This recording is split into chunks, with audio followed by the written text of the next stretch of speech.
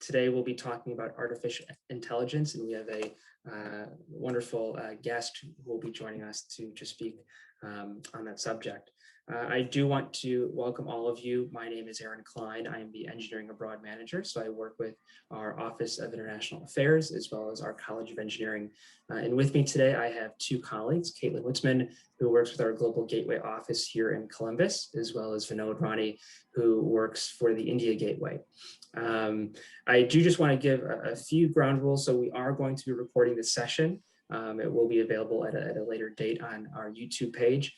And throughout the lecture, please do submit any and all of your questions into the Q&A chat feature. Caitlin will be moderating the Q&A, and we'll queue up questions for our guest at the end of the lecture. So before we begin, I do want to pass it over to my colleague Vinod, who's going to just give a brief overview of what the India Gateway Office does. Yeah, hello all, and good morning to the US and good evening in India. My name is Vinod Rani. I am the Alumni Relations Specialist at the India Gateway Office, and in my role, I am responsible for the alumni engagement and organizing alumni events. So we have over a pool of 600 alumni, and so we make sure that I engage them into the right opportunities. So Buckeye Bridge is one of such opportunities that we are able to engage our alumni Vinayak, who is the guest speaker for this session. And I'll just talk about a little bit about the India Gateway to give an overview of what we do. So the central purpose of the India Gateway is creating and implementing the strategic research and academic engagements in India, promoting inbound and outbound students, and leveraging a thriving alumni network spread across India. So we're basically majorly focusing in the three areas, which is on the healthcare side, engineering and technology, and business management. We are working with the hospitals and also with the alumni, those in the healthcare. We are working with the engineering and technology, like IIT Bombay and IIT Madras and other Institute of Eminence in India. And on the business management side, we're working with the Fisher College of Business on campus. On the executive education, we are working with the industry and partners, which is Tata and Mahindra in India. So these are some of the work that we are focused on. So we're basically focusing on students, alumni, partners, and faculty. And that's about the India Gateway, and look forward to this session. Yep. Thanks, Alan. Thank you, Vinod. Well, without further ado, I would like to introduce our guest here today. Mr. Vinayak Naik is an APPCAIR awardee professor of computer science at BITS Pilani, Goa, where he heads the computer science department and the computer center. He is a faculty at APPCAIR, which is a center of excellence in artificial intelligence at BITS Pilani. Before joining BITS, Vinayak was an associate professor at IIT Delhi. He has worked as a visiting associate professor at IIT Bombay, a research advisor to the CTO of TCS, a member of governing council of NIDHI Technology Business Incubator at Indian Institute of Public Health, Gandhinagar. He's also an advisor to McGraw-Hill Education, chief architect at Backpack Labs as well. He received his PhD in computer science from Ohio State University in 2006. And BE from VJTI Mumbai in 1999. He has worked at IISc, UCLA, Telcordia, and TCS. He has spent time at Microsoft Research and VMware R&D as a visiting researcher. His research areas are large-scale network systems, emphasizing mobile computing, IoT, machine learning, and artificial intelligence. He received the Best Paper Award at WACI 18, Best Paper Runner-Up Award at NetHealth 18, First Position at Wi-Fi ThinkFest 17, Best Paper Award at WCI 17, Google IoT Research Award 16, Gandhian Young Technological Innovation Award 16 for his work in using mobile and sensors for healthcare. Teaching Excellence Award by the BTech MTech graduating batches of IIT Delhi in 2015 and 2017, Rajiv Gandhi Excellence Award 11, and CENS UCLA Local Employee Award 07. His PhD students bagged IBM Research PhD fellowships 2 times, Microsoft Research PhD fellowship, Prime Minister's Fellowship Scheme for Doctoral Research, MobiSys 12 Google Best Presenter Award, and CommsNet's 18 Best Presenter Award. So without further ado, I would like to pass the virtual floor over to Vinayak, who will be speaking to us about artificial intelligence. Hello. It's so nice to be here virtually on the campus of The Ohio State University. I graduated in 2006. It's been more than 14 years now. It's nice to get again connected with The Ohio State. The lecture is going to be about artificial intelligence. I'm going to take a particular vertical or an application to demonstrate how artificial intelligence is useful in our day-to-day life. What sort of challenges arise when we decide to use artificial intelligence to solve a real-world problem? And then learning from these experiences, what other application domains can be targeted to solve our issues or problems that will make our life simpler. This one is the application that we will consider predominantly for today's lecture is smart transportation for smart cities. India being a developing country, we're still building up a lot of infrastructure here. One of that is the transportation, which means roads and railways and airports. And as we build more cities or as we grow our cities in India, the idea is to build them with the concept of smartness, so that we get a better sense or pulse of the city as it is thriving and working. And then when we expand or build new cities, we have lessons learned so that we don't run into the old issues. This is a joint work.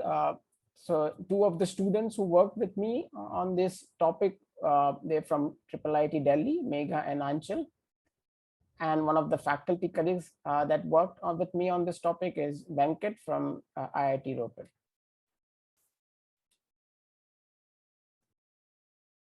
So now today, I mean, if you look back in 2000 or 2006, when I graduated, we didn't really have a smartphone. But today, everybody almost has got a smartphone. And what the smartphone brings is mobility. We can take this phone, we can move around, and it has a smartness built into it because it has a very good computing platform with all the wireless connectivity. As people the commuters move with their phones, it opens up a whole new set of possibilities. This is if you just Google smartphone mobility, you will hit many articles. When one of the articles, I'm quoting it here from InMotion Ventures, which is saying that people are now turning to mobile phones to plan their travel, to plan their activities, then to get a sense or to record their activities and record their travels. And then when they are deciding with other people what should be the transportation, then collectively we can take all this information and then give them better plans. So it's a loop, it's a cycle. And as we get more data, we get more insights into how we can make this travel or commute adjusted towards the need of the person who is traveling. Today, everybody knows Google Maps. And when we go to Google Maps to search for a route from a source to destination, it not only gives us the route that we should take, but it also tells us how much is the congestion on the road, how much time will it take. Are there other routes and then how much will be the estimated time of arrival in addition to the shortest route. If you want to avoid maybe tolls, or we don't want to pay as much, then you can select that information also. So it has become a part of our life. It also takes in not only just the static information about the highways and the intersections, but it also has a pulse of the dynamic information about the city, which means as people start moving on the road, right, some roads gets more congestion, while other roads are less congested. At some places you have more parking spots available, while at some other places there may not be that many parking spots available. So even that dynamic information is now fetched or pulled from the devices for the smartphones, and then we are given an insight into what do we expect once we reach our destination. But it wasn't so easy. I mean, today we sort of use it without realizing what sort of the smartness that goes inside this system. But if you look back, let's take the example of the Google Maps. When Google Maps was developed in the United States, what they did is they hired a lot of vehicles with cameras, and they drove around in the entire country to map the roads, to see where the roads are, because a lot of times you do not have the digitized map already available because the constructions are going on. Now this typically cost about $10 to $15 per kilometer. If you consider India now, and we want to take this application into the Indian context, and given that in 2004, let's say, we had 3 million kilometers of road in India. And if we want to do this driving around every 5 years, it would cost us at the rate of $15 per kilometer, about $45 million, which was a huge sum to spend every 5 years. So the people at Google, they came up with an idea called MapMaker. And the idea is, in India, we've got the strength of India is the population. I mean, we are second most populous country right now in the world.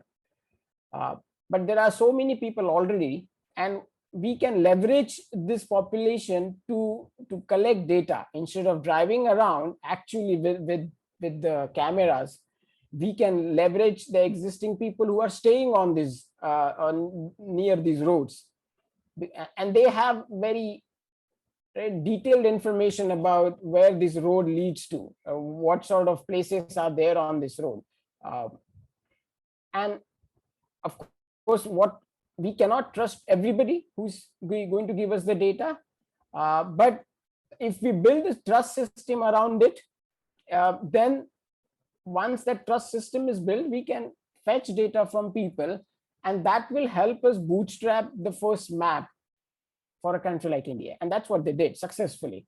In fact, I learned that once they successfully deployed it for a country in India, they actually took it in other parts of the world as well and tried it out there. So this is a very good example where we were able to leverage people to collect the data and learn from that data. Now, as you know, this may not be scalable, right? But as we move ahead now, once the basic data set is there, we can get some dynamic data, for example, where the road traffic is, where the congestion is, where there is a repair going on. So all this data can still be sourced from people, from crowd, and we apply the right sort of machine learning or AI that I'm going to tell you about, to get insights about our traffic or our transportation. So now that we know that once we have the data, crowdsourced data from people actually typing on things on their mobile phones, right? Let's try to raise the bar. Instead of people continuously typing things, let's see what we can actually fetch from these mobile phones. Today, every phone that we buy, smartphone, has a GPS inbuilt, but it also comes with the cellular network, with the Wi-Fi network. If you look at the GPS, these are the geostationary satellites which are revolving around the Earth and continuously sending data or beacon messages from these satellites to our mobile phones. The cellular network and Wi-Fi has a similar mode of operation. If you look at cellular networks, we've got these base station or cell phone towers located around us. So these are also sending out these beacon messages continuously to our phones. And same thing with Wi-Fi, because when we have Wi-Fi deployed on campus, indoor mostly, we've got these, what we say, Wi-Fi access point or Wi-Fi routers, which are sending these beacon messages continuously to our devices. So these on-ground cellular base stations and Wi-Fi access point will in some sense replace the GPS and give us more information about where we are. I'm not going to go in detail about how the technology works to actually get you a latitude and longitude. But once we have a lot of cellular network coverage and a Wi-Fi coverage, whenever the GPS is not so accurate, we can depend on these two other networks to tell us about our location. And that is going to help us when we come on a map where we are. That information can also come from cellular network and Wi-Fi network. Now, it's not so easy to use data from these cellular and Wi-Fi networks because this data contains a lot of noise. As you move with your phone, or as you move inside the building, or even if you're stationary inside the building, the other people around you are moving.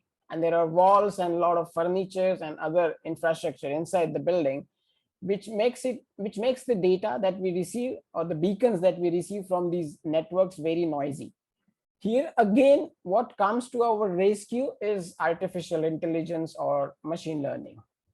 To give you an idea how that can be used is once we collect these data from the cellular networks or Wi-Fi networks, we can train our AI engine to understand or find a pattern in the data, so that once we get certain pattern in the data, we will say that the particular mobile phone is at this location, X and Y. Or if we see a different pattern, we will see that the person has moved from Y to Z.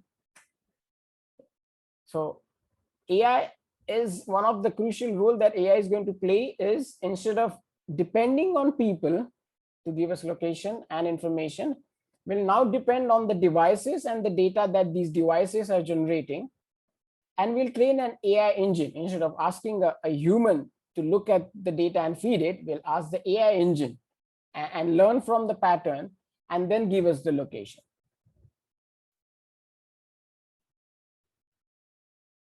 So these are some of the screenshots that you must have seen on the Google Maps, that it gives you location, it gives you estimated time of arrival. Then it also marks the roads or the route with the color green, yellow, and red to indicate how much delay you would expect, how much congestion will be there. Now, how is this data getting sourced? Again, this data is coming from the smartphones. Right? As we use these application of Google Maps on our phone to get our paths or routes to reach a destination, we are also contributing as a user to this backend system. Now, what we are contributing is how fast I'm moving. Let's say I'm moving on a road, then how fast I'm going towards the destination. That information is an indication of how congested that road is. If I'm moving very slowly, otherwise on a road where you on an average see a higher speed, then you would expect that there is congestion today at this moment, right? Or if you're moving at an average speed or faster than the average speed, you can expect that the road is not congested. So our phone and the sensors on board is capable of giving us information to us, which can be then used by the AI engine to derive more information than just looking at the speed at which I'm going. Now, so that was so far where, right, you've seen everybody in the world would use such an application. But if we have to zoom in on some of the challenges that we are seeing in this part of the world, then these are the images that I'm showing. On the left-hand side, first image, this is all these images are for the railway tram commute, right? The trains that move from one place to another place. So on the left-hand side, when there is hardly any rush, then people can just line up very nicely and enter the train. And it's easy. I mean, you just come to the station, to the platform, right? Once the train arrives, you get on board and then you move towards your destination. But we are not so lucky all the time. At some time of the day, there's the middle picture, right? It just get very crowded, and then it becomes very hard to get inside the train. And I put another extreme case, and I'm calling it hazardous, because that's where, right, it just the congestion just blows out of the proportion, and right, it actually becomes fatal if you are caught in a situation like this. I'm calling it as a stampede, right? It's dangerous. Now, how does an AI and a smartphone can help us here? Of course, you see that we can't expect people to keep typing that, right? It's congested, it's not congested, but they don't have to. There are onboard sensors inside the mobile phones that they are carrying, which can tell us that at this moment they are on a platform or at a metro station or a railway station. Okay? That's where the GPS and the cellular network is going to give us the location of this person. So we know, okay, this person is right about to board a train because he's on a platform. And then uh, when the rush is not there, when there is no crowd, the platform is empty, right? The person is going to move at a certain pace. But when as the rush starts increasing, it's more crowded, the person is not going to move with as much speed. And when it's hazardous, right, there is going to be erratic motion. So now we can leverage this mobile phone that the person is carrying or all these people are carrying to find a pattern in the data and see, okay, this is the smooth travel when the person moves very fast, and then the person is not so moving fast, and then person is just stalled at one place. He's just not able to get on board the train, and it's very congested. So that's the idea of the work.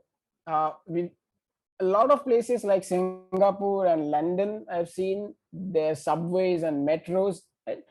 These are already instrumented with a lot of other sensors where they are going to get this information. But a lot of transportation modes in India, like bus and railways, they don't have this information in the infrastructure. And I will talk about that in the next slides, what infrastructure I'm talking about. But we can't depend on the transportation infrastructure to give us this information about how much congestion is there.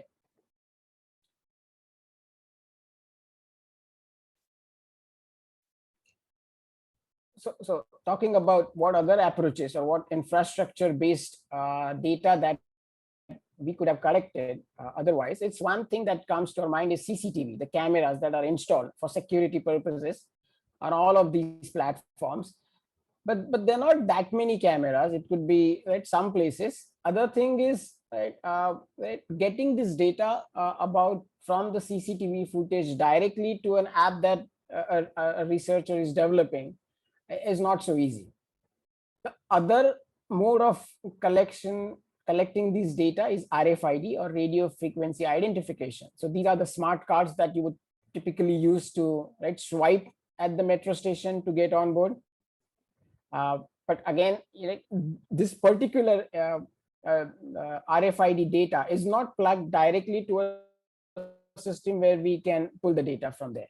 So we did not have. So when we discussing about what can be done to solve this problem, we did not have access to CCTV footages or RFID data of people.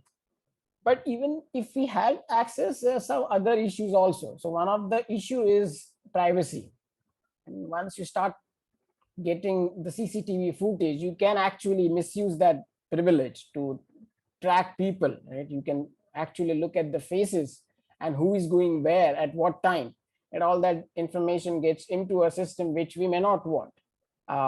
So even if we had this infrastructure, I'm doubtful that whether we can, as a third-party developer, we can get access to this information directly, or whether people will be okay with doing that. So metro or railway is just one mode of transport, but there are many other. So I was at IIT Bombay, and just like in the Ohio State, I remember we had this bus system which would transport people from one school to another, one building to another building at the other end of the campus. And we had similar bus system. It's free for all the people on the campus. So they don't really have RFID, and the buses, they were not fitted with the cameras. And a lot of times I noticed that this bus gets very full. It's very hard to even, as you can see one of the images, especially at the time of lunch. Everybody wants to go to some place where they can grab their lunch, and it just gets very hard to enter the bus. So if we have a solution where we can find out that right now the buses are congested, or they are full and I can't board the bus, that is an information which is going to be useful. And students and the community on the campus is ready to have an app where they will contribute this data with the right set of options to disable their the identity, but still contribute it in a manner so that the artificial intelligence, the AI engine, can look at this data, find pattern in the data, and then give us insights about what is happening on the road. So for a particular problem that I'm going to talk about, I will take very simple case for the railway. So if I want to detect whether a person who wants to board a train, whether that person is stationary or he is standing in a queue. So the queue is important because a lot of times when you go to a railway station, you stand in a queue, get your ticket, and then when you are with the ticket, you go to a platform, then again you are expected to stand in a queue, and then when your chance comes, you enter the train. So these two states of people, the mobile states of people carrying their phones, stationary and queuing, if we can just look at their data on the phone and decide and find out whether you are just stationary or queuing, we get an information that can be then used as a proxy to understand whether there is a road congestion or where there is a congestion on the platform. If a person is stationary for a long amount of time, or he's just standing in a queue and the queue is moving very slowly, it's an indication that there is a lot of rush today on the platform. Now, after this point, I'm going to get into a part of the talk that is a lot more technical, but I'm not going to go into the mathematics of all this. I will just try to stay at the level of intuitively what I'm trying to say. So let's now see, once the person is there, first thing we have to identify whether that person has boarded the train and is traveling, or he's still yet to get into the train. Now, how do we do that? What sort of data is going to help us to detect whether the person is inside the train or on a metro station or a platform? The sensor that is going to help us is called accelerometer. And I'm showing you a plot. Basically, the plot on the x-axis is giving the time, and on the y-axis, it is giving the magnitude of acceleration, how fast the person is moving or slowing down. And that's the red plot that you see on the slide. And if you notice, you might be able to identify two patterns happening in the data. So the pattern that I have tagged with non-train pattern, there are two places where this is said non-train pattern. This one right here and the second one. So you see there is a lot more variation. Not only the magnitude is more, it's far greater than 0, but it has a lot of variation in the data. While if you look at the in-train pattern here and here, what you would see is it's almost flat with some spikes going, but not as high as what you would see in the non-train pattern. So as a human being with our intelligence, we were able to zoom in or zero in on two different patterns in the data. And if I have the ground truth, what we say ground truth, that means if I know actually what is happening on the ground, I would say this particular pattern A is for non-train. That means you are on a platform. And second pattern is when you are inside the train. Okay. So it's very easy for us to look at this data visually and make this hypothesis. But the challenge now is we need to train a machine to look at this data coming from lot many phones, smartphones, and then make this decision. So that's where the artificial intelligence, right, comes into the picture, or machine learning. What we say is a different form of, right, training the machines, or we say data science, and many different, right, terms. There's variation in each of these terms, but they are basically trying to, right, let the machine learn from something and then, right, detect this. Now, from a physics point of view, it also makes sense. If you are in the train is expected to move at a constant speed, right? And you are also, right, expected to stay inside the train, either standing at one place or sitting. So that means that there's not much of an acceleration that is going to happen, and with less variation.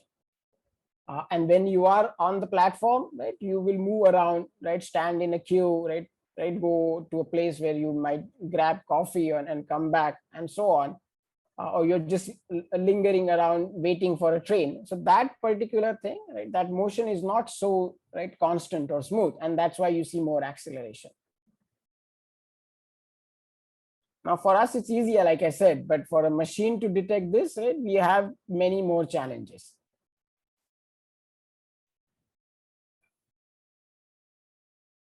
There are, I was just saying, there are many ways we can, right, do a machine learning, and there's one which we say data mining, where what we do is we look at this entire data of acceleration as a document, and just like if we are reading a book, and then we train a machine to find patterns in this right, document.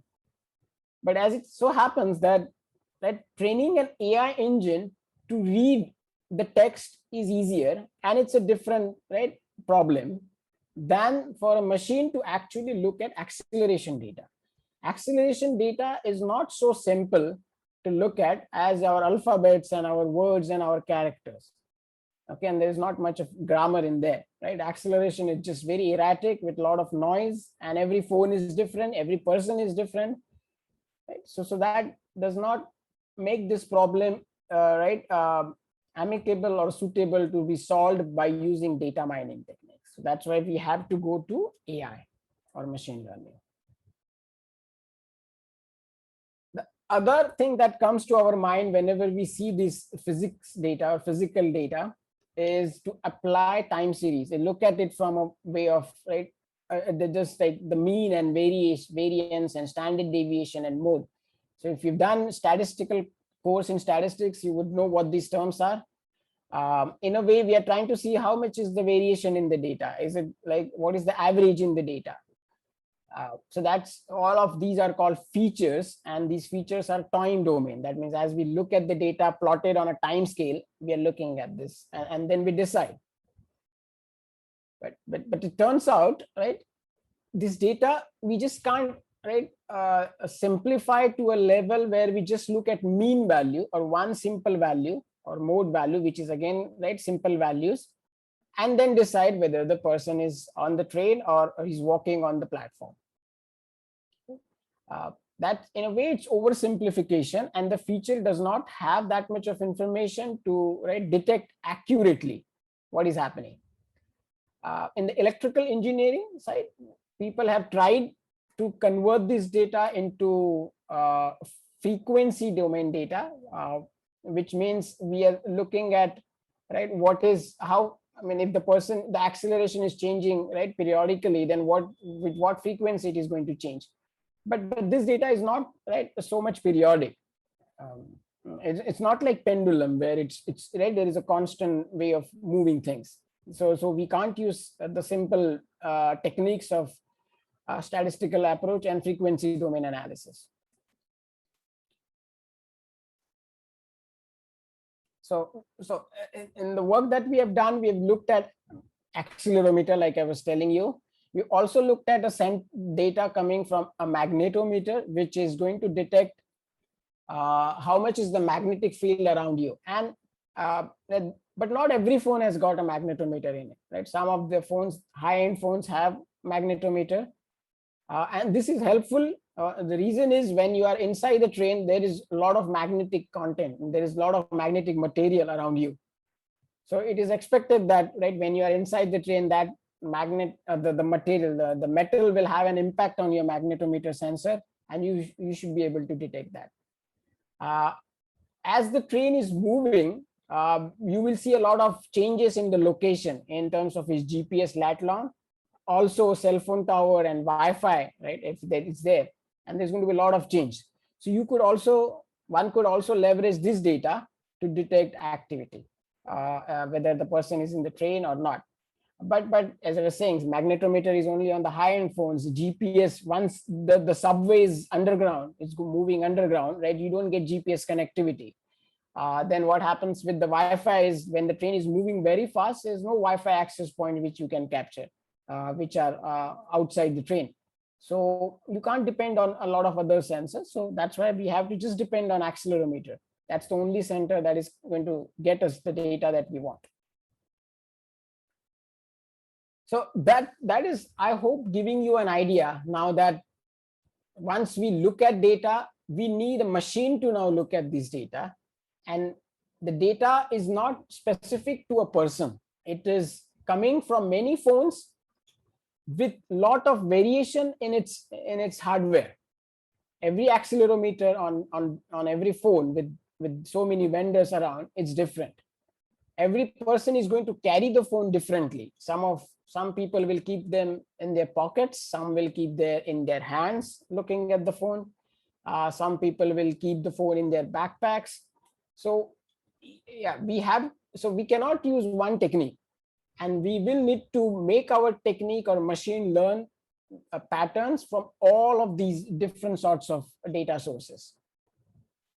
So while we have to get this data set, we have to understand what to do with this data set, how to look at the data. Then in the AI or machine learning, we have to look at the features of this data. So mean, variation, all of these are features, but we need a more advanced feature for the problem that we are going to solve.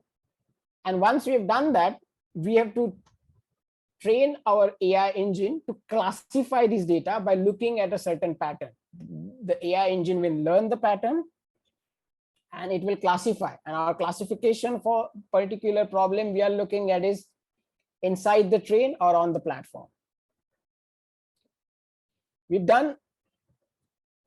looked at the data from an Android app, and we sampled it at 50 hertz. That means every in every second we sample 50 times this acceleration, and we asked people to give us ground truth data so that we can train our model. So AI engine, right, just like the human, right? When we first start hearing or looking at the things, we need some teacher to tell us that how to pronounce a character or a word.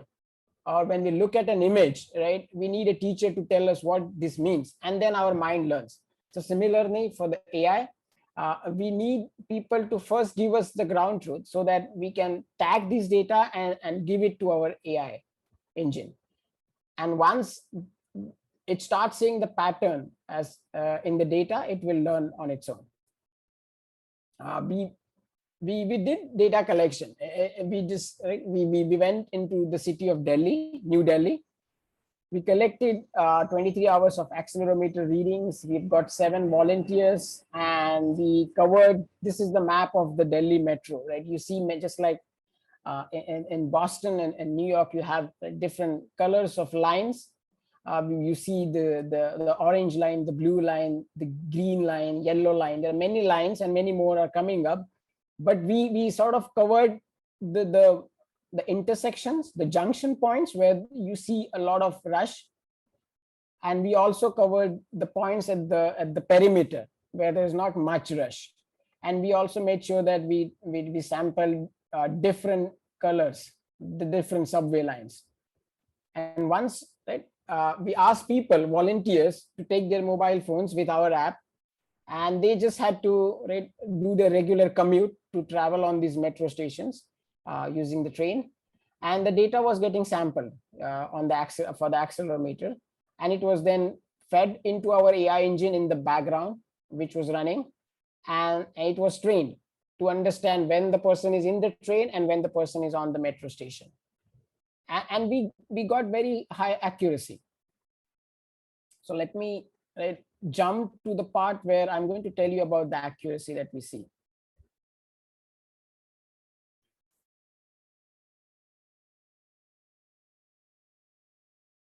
Yeah, so this is, yeah, so this is the accuracy that we saw.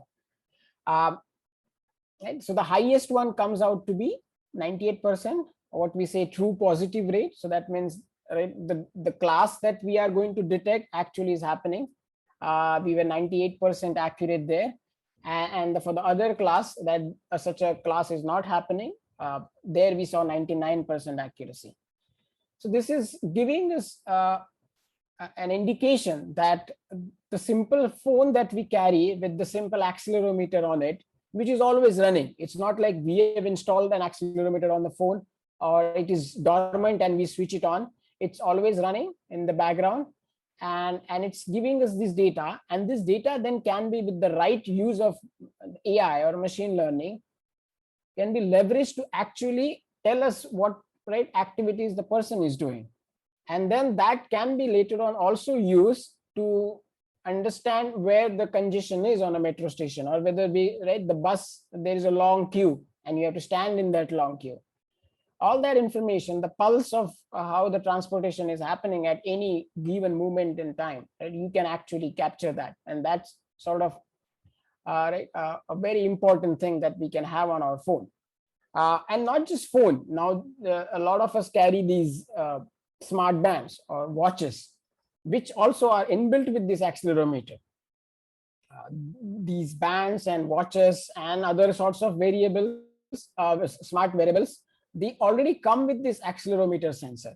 It's the most basic form. And you must have looked at now today, it can detect whether you are running, whether you are standing, whether you are sleeping, how good your sleep is. All of these data that is coming from these devices is actually getting fed to an AI engine in the cloud maybe, and that is going to tell you the information about how your daily activities are. And there are many applications of this, not only in the smart cities, but also in the domain of healthcare. I'm going to show you a short video, a 1-minute video about the work that just we recently concluded. And this month in Germany, in Percom conference, one of the students is going to talk about this work. So far, the work that I've presented to you, the training of AI and the classification of the states of people happen on a machine that was more resourceful, like a laptop or even in the cloud. But now, over the last year, we have worked on it to enable even to run this on a phone directly, not on a machine, bigger machine, which has maybe GPUs. So let me now switch the application on my device, and let me now present this video to you. Just bear for a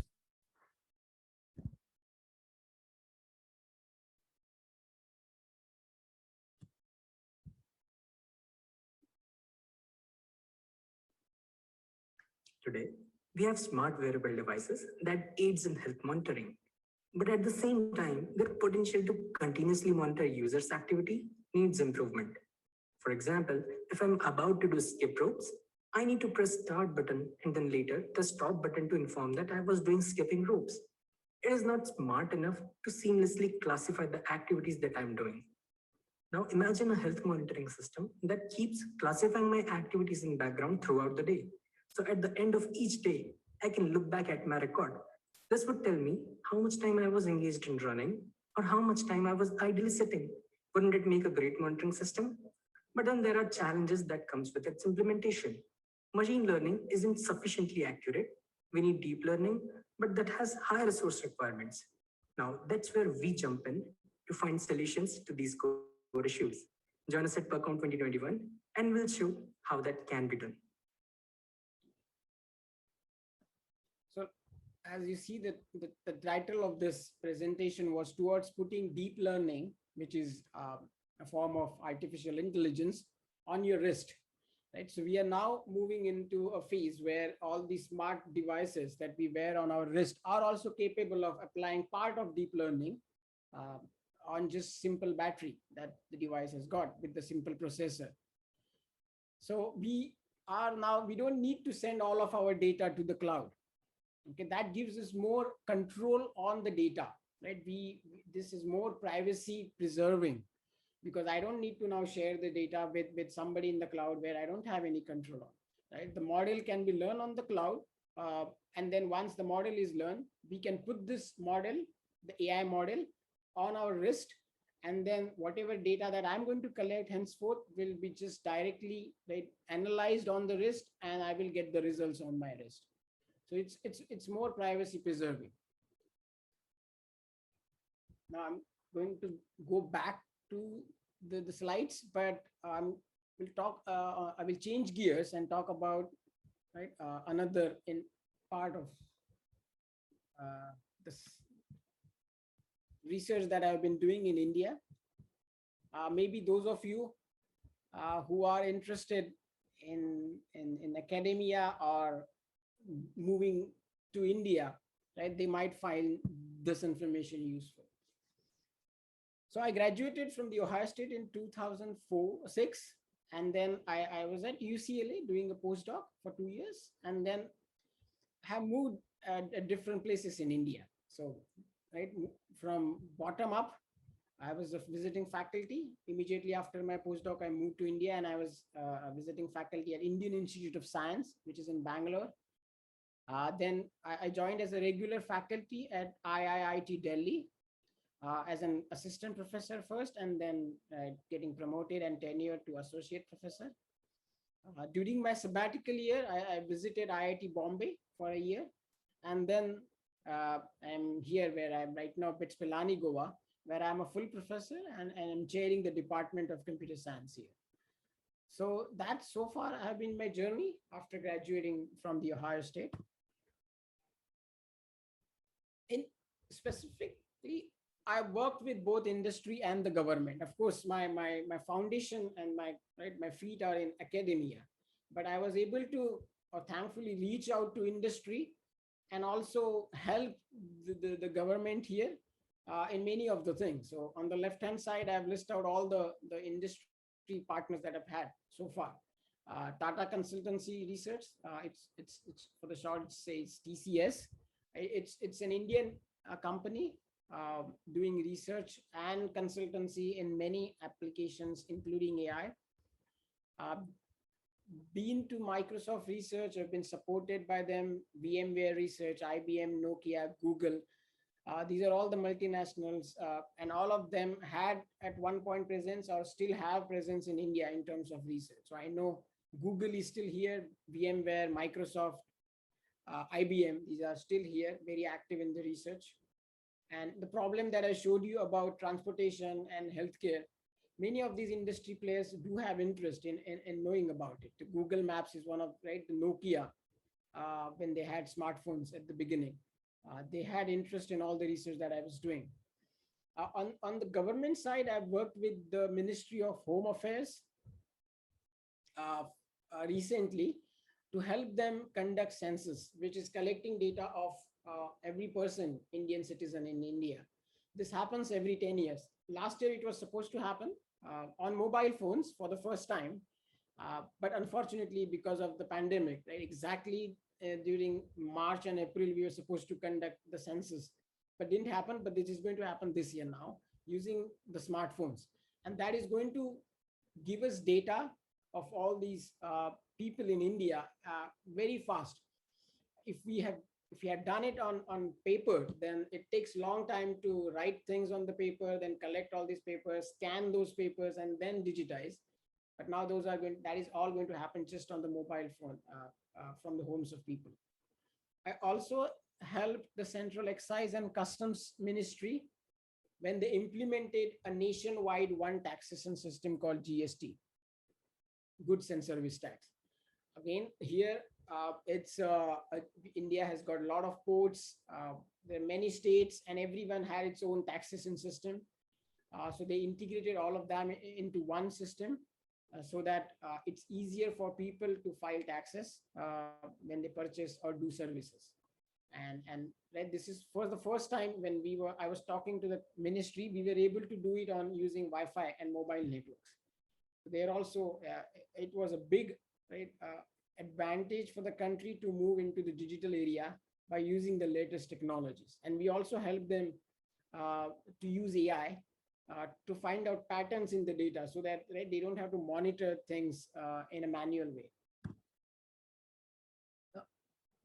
So that's so far the academic research and industry research and working with the government. Now, if you're graduating in Ohio State and you're thinking about, right, maybe moving to India, then how does it compare? So I've created a slide here, and I'm going to compare both academia and industry because I've worked in academia since the beginning, and I've been working with the R&D at least in the industry. So our academic system is a hybrid. It's hybrid between British and American system because, right, of the historical nature, how the country was, right, got its independence. We inherited some of the legacy system from the UK, but after independence, when the institute started coming in India, so for one example is IIT Kanpur, one of the first IITs that we had in India. Ohio State had a big role to play in establishing the research lab here, and we moved to the system where, right, we had the same way of giving titles to the faculty, like assistant professor, associate professor, and then full professor. So it's a hybrid. We've got very good students in the undergraduate universities and undergraduate schools here, and they happen to be like one of the best minds in the world.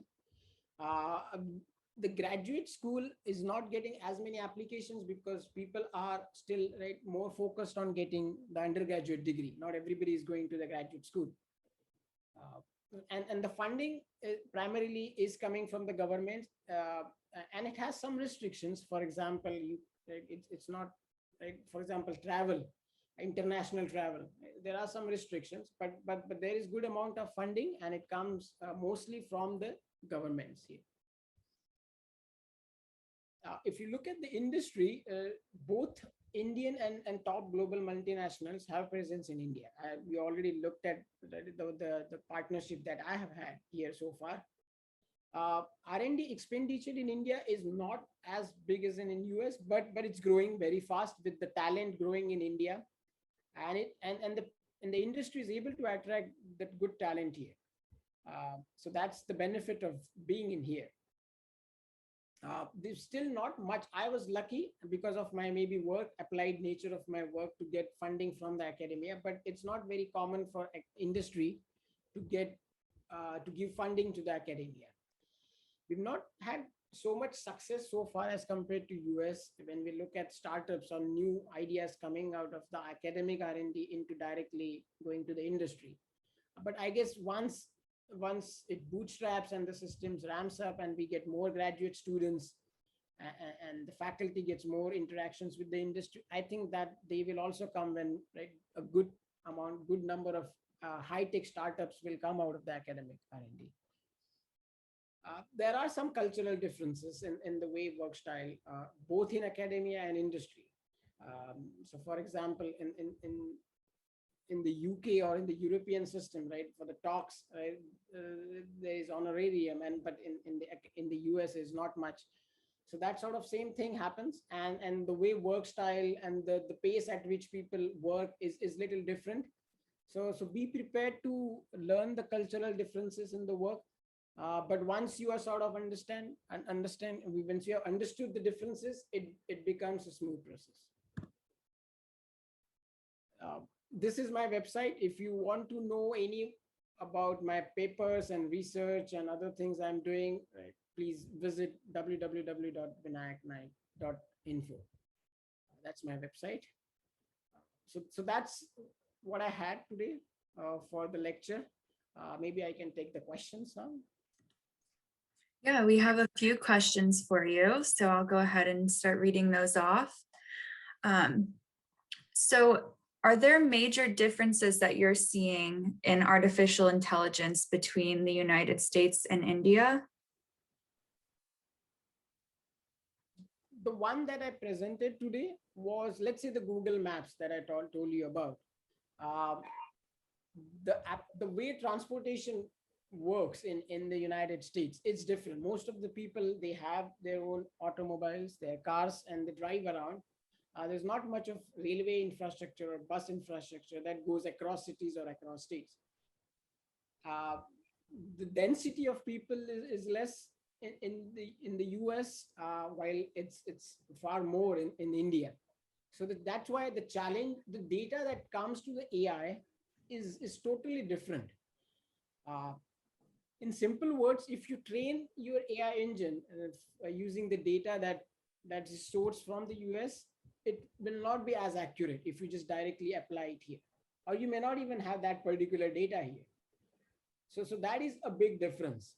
Uh, but once you sort of learn here, and the conditions are harsher in India. So the data, right, that you get and you train, there is a very high probability that you will find such a place maybe in US, and then you can apply that solution here. So what I'm saying is, solution or techniques from here, they have a potential to be applied there. But you can't just directly apply one solution to the data that is in another country. What advice would you give to students who are interested in entering this field? AI? Do they mean AI? Yeah. Yes. So as a student, you need to be very good in mathematics. I think if you want to do the core AI research, you have to be good at mathematics and statistics. Then it's easier for you to understand the techniques and the maths that goes on inside. You then, of course, have to pick up some of the software, right, which is going to be used to develop your own application. So that means you need to know the basics of programming languages. And I would, from my personal perspective, I also look at the domain knowledge. So for example, if you are looking at healthcare vertical, it's good to have the expert, for example, a physician or a doctor, guiding you about what that data really means. What is the ground truth? Because if you just look at the data as numbers, you do not get insights. So a doctor or a civil engineer, for the case of construction, can tell us about what this data means, and that, right, be prepared to understand those new verticals or new domains, and then apply that using your mathematical and programming background on the data, so that the solutions can be deployed. So you had been talking about places in India, Delhi, that were using this type of data mining to track all of this information. Are there places in the United States that are doing similar data mining? Like, is it mainly the big cities? I know in Japan they are doing it. I've seen work. In US also, I have seen work from UCLA, where I was there. They looked at the train data. So I know people in the US also and other places in the world are looking at similar data for different modes of transportation. So that's happening. And of course, the industry, as you've seen, right, it's happening because you can use these smart wearables, which are going to tell you whether you're jogging and walking and running and sleeping. So yes, everywhere in the world, people are looking at it from their context and their environment into the data that comes from these sensors of accelerometer, magnetometer, and barometer. Great. I don't see any other questions in here. Did you have any closing thoughts before we wrap up the presentation today? Yeah. So one thing is, when we are collecting all these data and we are depending on machines to learn the patterns, it's like teaching a small kid about the world. It starts from that. And if we don't give the full information to the machines, there is a danger that the machine, the data, if it's biased, right, then the machine will learn about those biases very quickly, and then it may not be fair when you apply these techniques. So we have to be sure that we balance the data. or there are no biases in one class or the other class. So as a person, right, or as an engineer developing systems, one has to be very careful in making sure that these biases don't go into the data, and then they don't go in. There are techniques to make sure that, because once these biases are inbuilt and in the machine, it's very hard to make them forget things. It will just keep on building on their knowledge, and as they grow from there with more data, it will just strengthen those biases, and it's very hard to then do it in a reverse way.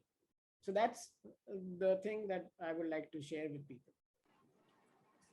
Thank you so much, Vinayak, for your presentation today and for being here. I'm sure the students enjoyed everything you had to say. And thank you, Vinod and the India Gateway, for making this connection and helping this presentation come together.